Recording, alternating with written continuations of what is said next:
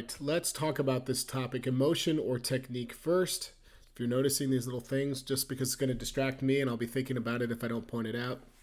Got a nice little patch on my neck because my neck is pretty sore. So I'm just trying to, it's like a little lidocaine patch to relax my neck a little bit. Let's talk about this topic, emotion or technique. I woke up with this thought in my head because I was going through notes and I was looking at old notes that I had made, and either through a private lesson or a class idea or something, I had this topic down. And I think actually it came from a workshop that I presented somewhere, one of the myriad of workshops I've done over the years. And I had this, written down, emotion or technique first, question mark. What should you consider to be putting into your music first? And so I want to talk about this carefully. My instinct was to make the argument for technique first, and I think I've got a pretty good argument why that is. But at the end of the day, the gist of it is that they're both very important. But I think that you might learn something from this video if you're still in the beginning ranks or trying to develop as a harp player. So this just kind of free talk this out a little bit and just get my ideas out here. I think in the very beginning of making music, I had let me just say, it was a struggle to feel like I was musical at all, trying to improvise or even, play a song or whatever. And I look back now and I realize that I think a big portion of that came from my fear of being vulnerable emotionally.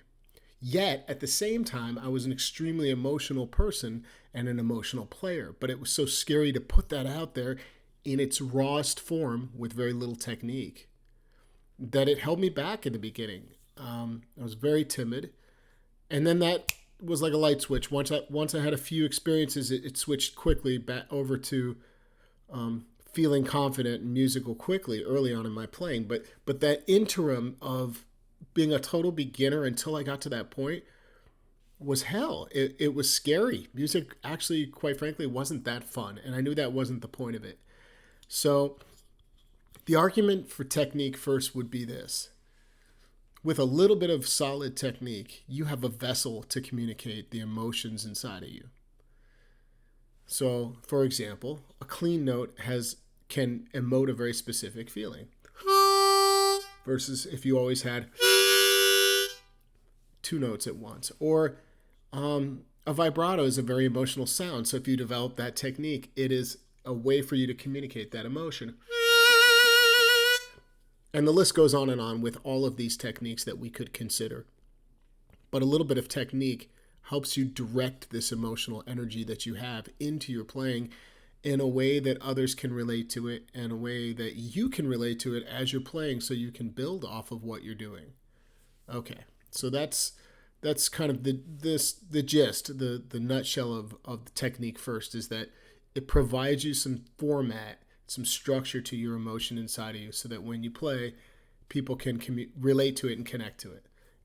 Now let's talk about emotion first. I could argue that if you don't lead with your emotion first, you never really, and this is probably the bigger problem out there, is that people develop a bunch of skill and don't know how to put their emotion into their music. This is hard for me to teach or talk about. It's a really personal thing for all of us. At the end of the day, I think we're all capable of it. I think what holds us back is ourselves. So in the average person that I work with, there's a decent amount of skill built up. And in a very small percentage of those people have the ability to really emote through the instrument in a way that that is at a higher level than, let's say, somebody who's just getting started. And so that's the biggest disconnect, is how do you pour that emotion into your music? Now, I didn't intend on trying to create a video to teach you how to do that. I think you could get there more than one way, but I will say this, less is more. And when you're trying to put your emotion in your music, if you imagine somebody laid down some feast in front of you and there was steak and potatoes, fresh veggies, dessert, and you were so excited you just took a bite of everything. What would you really get out of that? A mouthful of food, combination of tastes. You might choke on your food. One bite, one thing at a time. Really get into it. Hey, good timing there from the text message. So, like, one thing at a time makes a big difference because if you say something very simply, you have more energy you can pour into the emotional quality. Let me show you what I mean.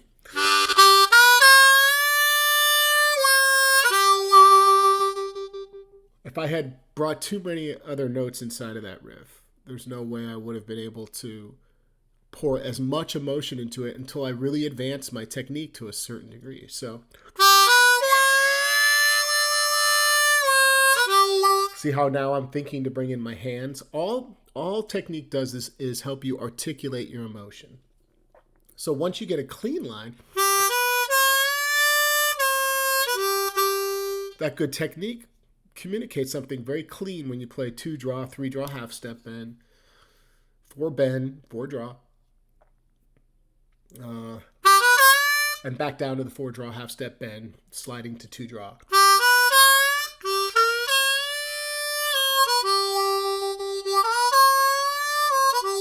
From there, you can work on bringing in more emotion, with your hands. That's an emotional quality. It helps you kind of start to connect more to what you're doing and hear these notes in a new light. But being emotional in your music is bigger than that. It's about you not judging yourself in the moment and having an experience that allows you to really fully emote what you're feeling inside.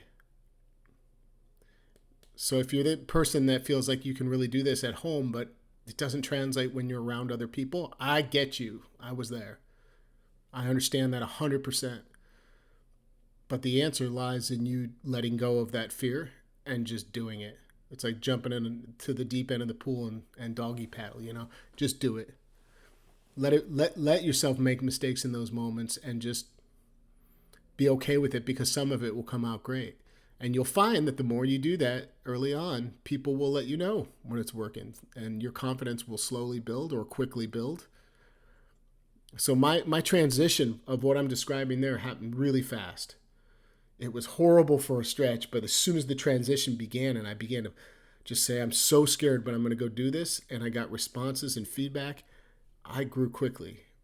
I developed quickly. And I really think that's the epicenter of what helped me be successful as a learner and as somebody that connects emotionally to this instrument. And sharpening my technique along the way has done nothing but made it easier for me to really connect. Like I keep saying, connect my emotions to the instrument and let you hear and in a sense feel what I'm feeling. So they're both extremely important. I don't know what else to say about this topic, so I think I'm going to leave it there.